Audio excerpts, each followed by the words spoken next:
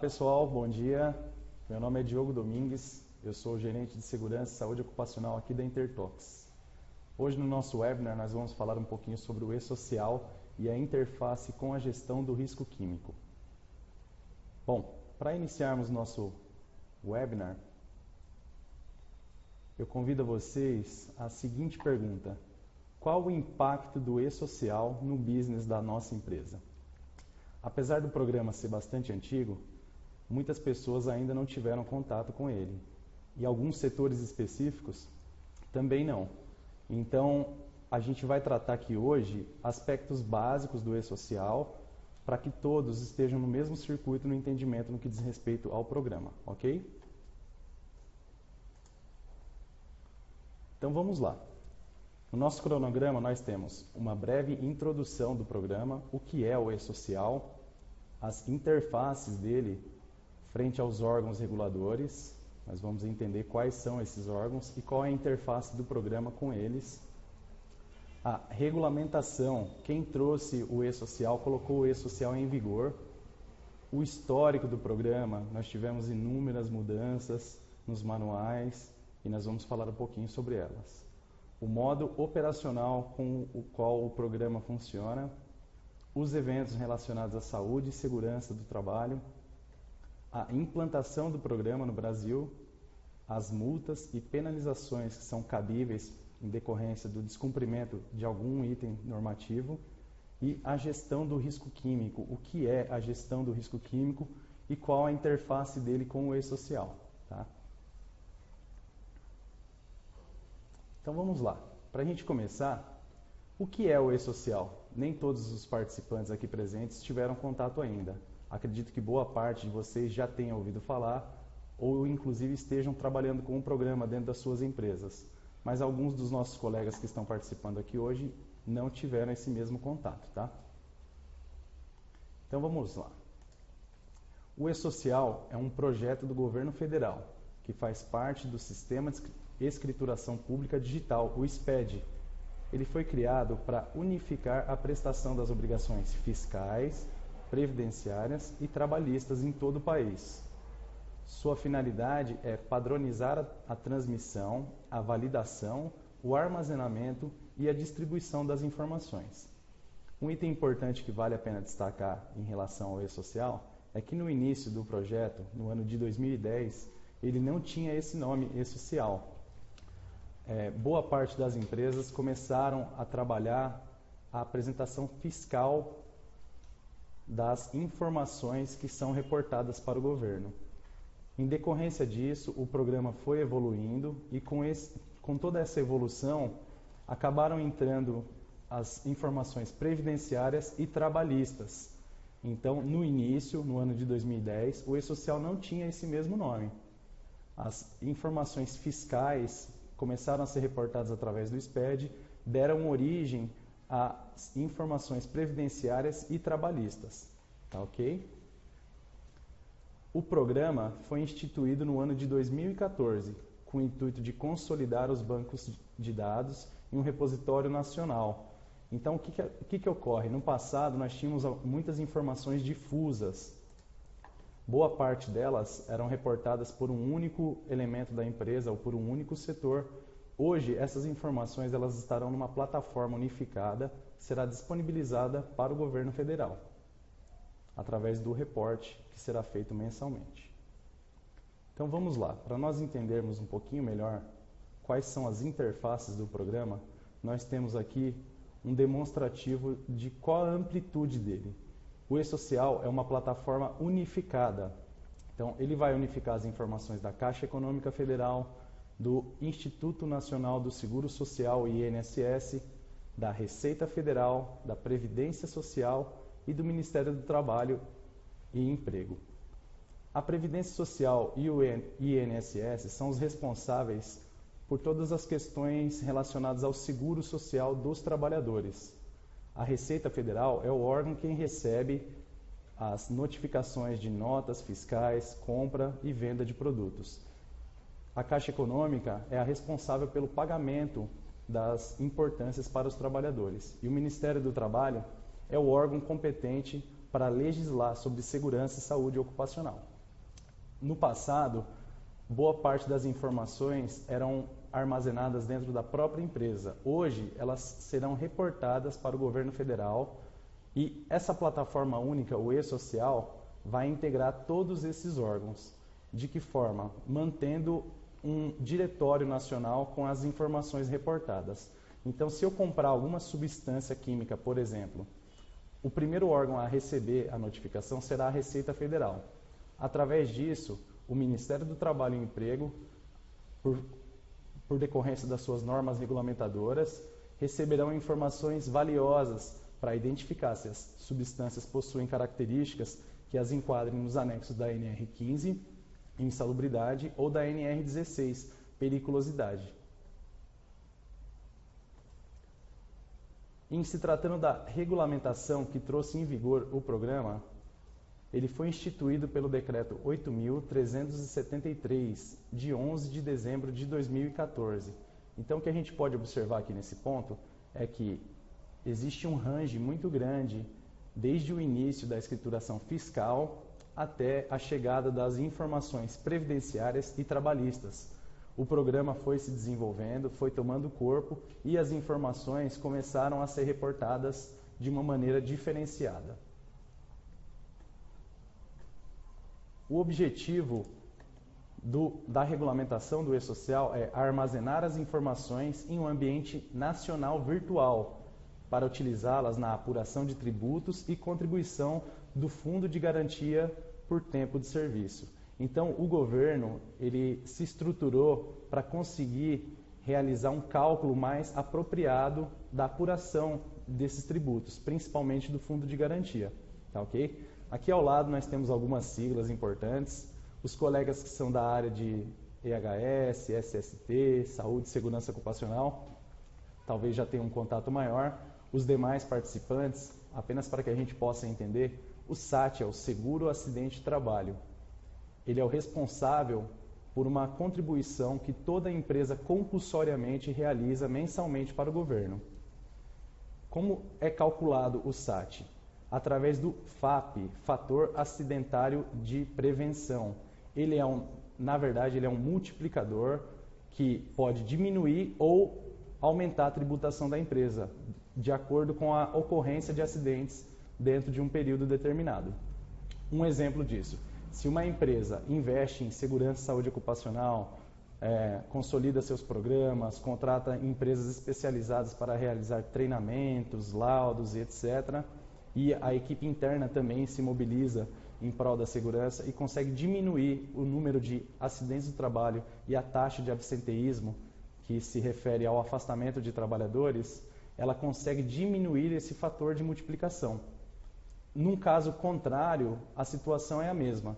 Caso a empresa tenha uma incidência de afastamentos ou de acidentes maior do que o normal, a tributação é multiplicada e aumentada exponencialmente. Tá, ok?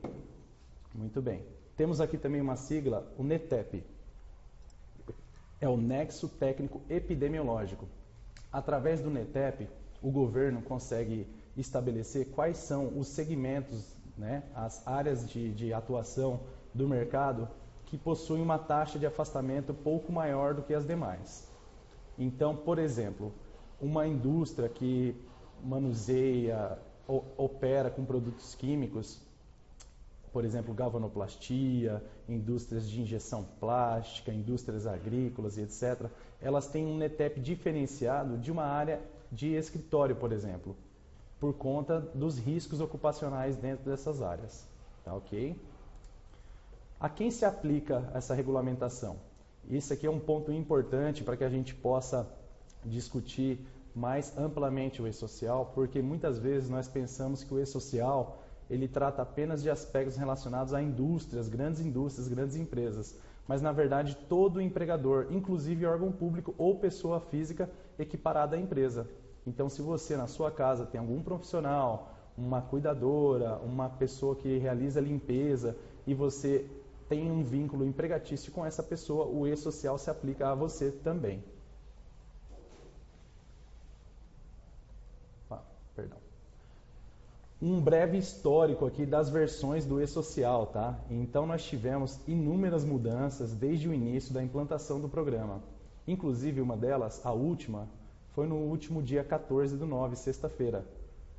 Nós recebemos a notificação e, inclusive, em decorrência disso, nós teremos futuramente uma nova versão desse webinar para tratar de mais assuntos sobre o e-social.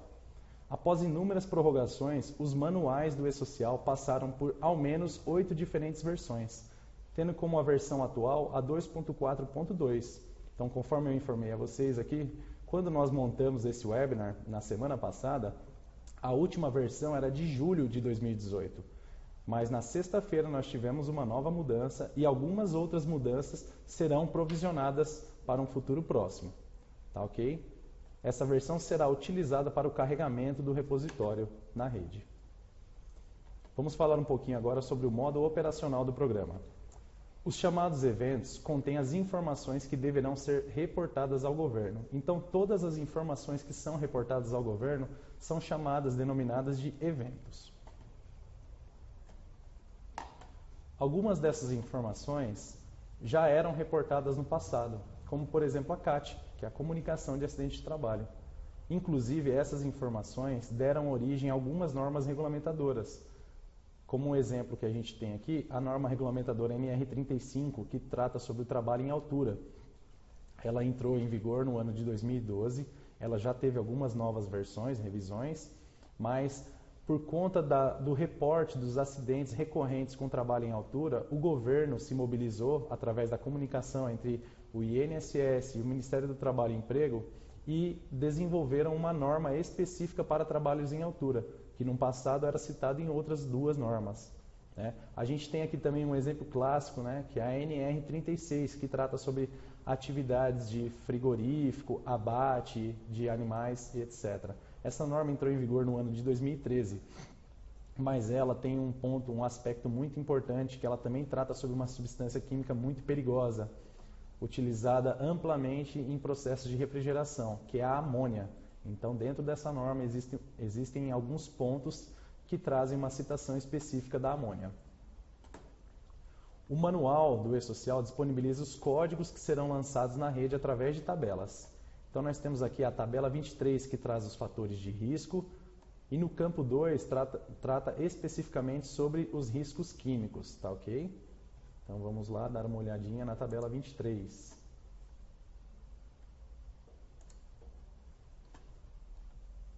Então, essa aqui é a tabela 23, anexo 2. Fatores de risco do meio ambiente de trabalho. Então, aqui na tabela 23 a gente tem os fatores de risco do meio ambiente de trabalho. Aqui nós temos uma codificação que será nada mais nada menos do que um código binário para ser lançado nos softwares e na rede. E os riscos, no primeiro deles aqui nós temos o risco físico. No campo 2 nós temos o risco químico, tá ok?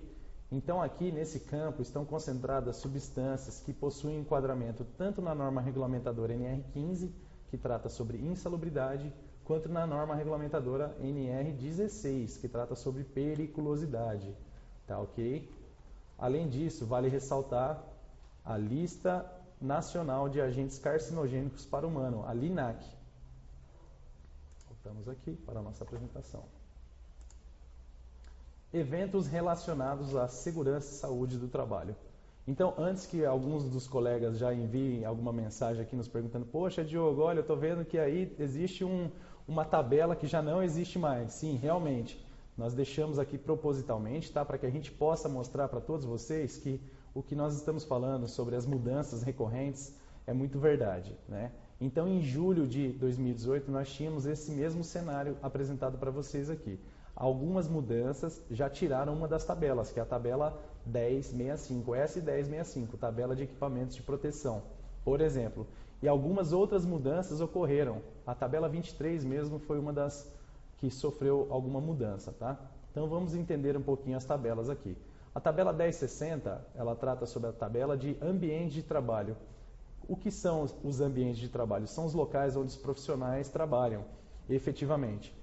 Então aqui são lançadas informações como espaço físico, tipo de piso, cobertura, ventilação, iluminação, etc. Na tabela extinta, agora extinta, né, 1065, tratava-se sobre equipamentos de proteção, tanto os individuais quanto os coletivos.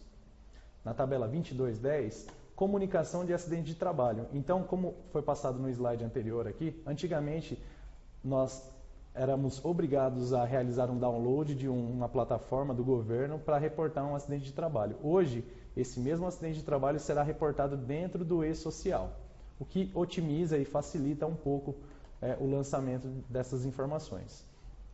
Na tabela 2220, o monitoramento da saúde do trabalhador. Como é realizado o monitoramento da saúde do trabalhador? Através dos exames médicos que são realizados, e esses exames médicos são dimensionados em decorrência do PCMSO, da norma regulamentadora NR7, Programa de Controle Médico e Saúde Ocupacional. Na tabela 2240, nós temos as condições ambientais do trabalho, os fatores de risco.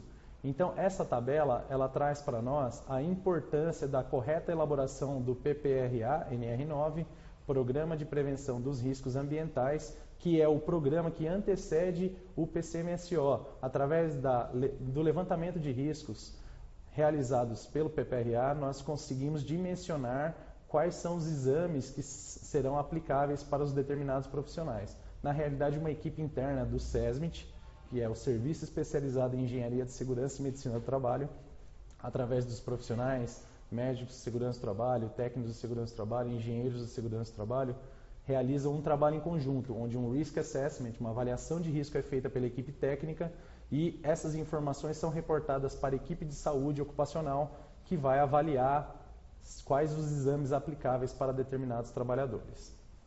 Na tabela 2241, nós temos o campo de insalubridade, periculosidade e aposentadoria especial. Conforme eu citei há pouco, a NR15 para a insalubridade, a NR16 para a periculosidade e o laudo técnico das condições do ambiente de trabalho, o LTCAT, para aposentadoria especial.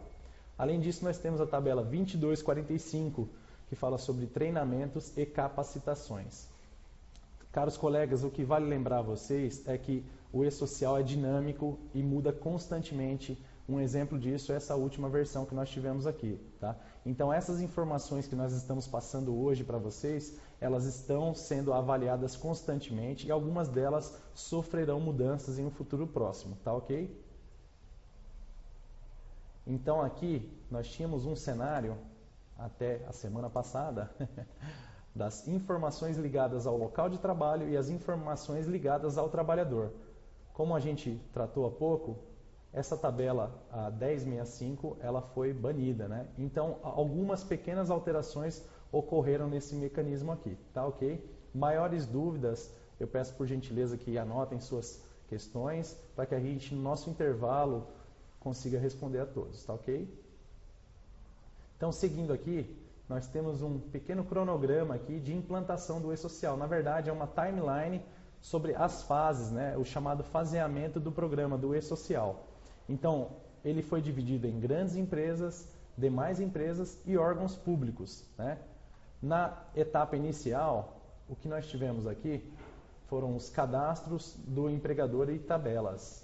Essa etapa ela já foi basicamente concluída por boa parte das empresas. Aqui nos restam os órgãos públicos, tá? Então essa era a chamada fase 1. Eu estou usando era no passado porque ao final aqui nós já vamos falar sobre uma nova revisão. No segundo item nós temos os dados dos trabalhadores e seus vínculos com as empresas e eventos não periódicos, chamada fase 2. Na fase 3 nós temos a folha de pagamento. Na fase 4, a substituição da GFIP, que era uma guia de informações para a Previdência Social, como desde o início do programa nós estamos falando aqui, né? A Previdência Social ela está unificando as informações para otimizar também esse processo de recálculo para as empresas. E na última fase, a fase 5, dados de segurança e saúde do trabalhador. Só para que a gente possa entender, muitas pessoas, principalmente as equipes relacionadas à segurança e saúde ocupacional, elas tiveram um contato apenas em um último momento do programa, né? Boa parte delas estão iniciando seus processos agora. Então, no início, as equipes internas de RH e setores administrativos iniciaram o reporte das informações. Após isso, as equipes de fiscal, contabilidade entraram em cena também e, em um último momento, as plataformas voltadas à saúde e segurança do trabalhador. Multas e penalizações. Esse item aqui é um item de muita relevância, nós precisamos entender o programa para compreender aonde cabe a nossa atuação dentro dele, tá? Então, o primeiro item aqui, a gente traz os parâmetros normativos que nós temos hoje com as multas que serão aplicadas pelo E-Social. O primeiro deles é a Lei 8.036, do ano de 1990, que entrou em vigor através do Decreto 99684, também desse mesmo ano, que fala sobre o Fundo de Garantia por Tempo de Serviço. Em seguida, nós temos a Lei 8.212, de 91, um ano depois, que fala sobre a legislação previdenciária. Como eu estou dizendo para vocês aqui, caros colegas, nós temos inúmeras mudanças ocorrendo, estamos passando por um ano político, uma série de situações podem mudar, tá? Esses são os aspectos básicos para que a gente possa se balizar e compreender a amplitude do programa.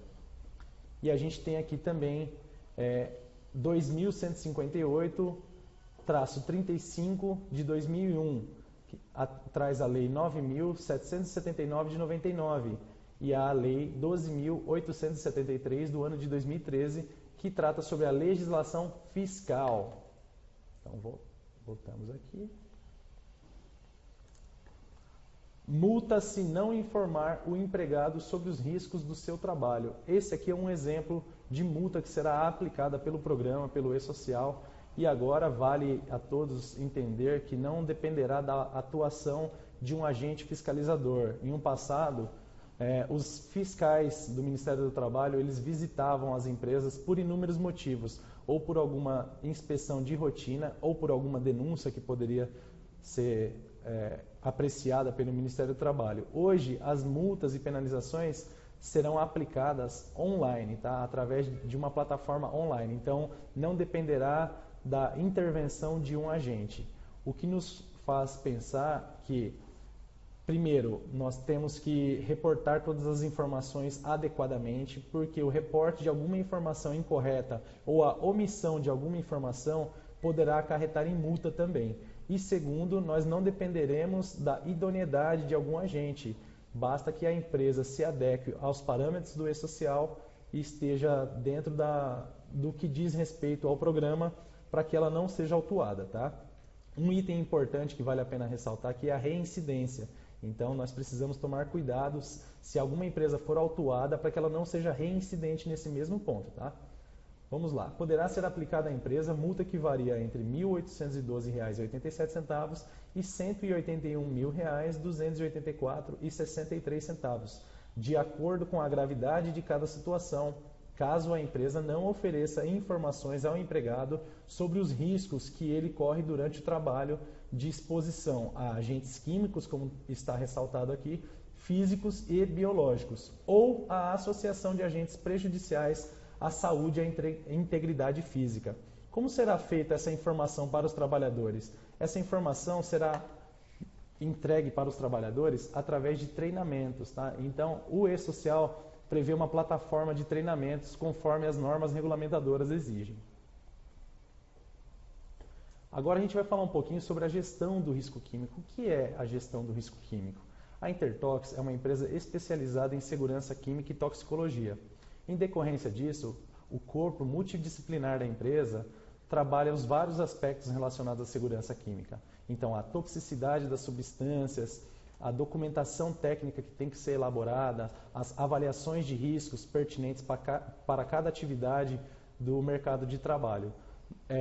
Nós possuímos, dentro do nosso corpo técnico, uma estrutura ampla com profissionais com especialização em toxicologia, segurança e saúde ocupacional, biomedicina, entre outros, tá ok?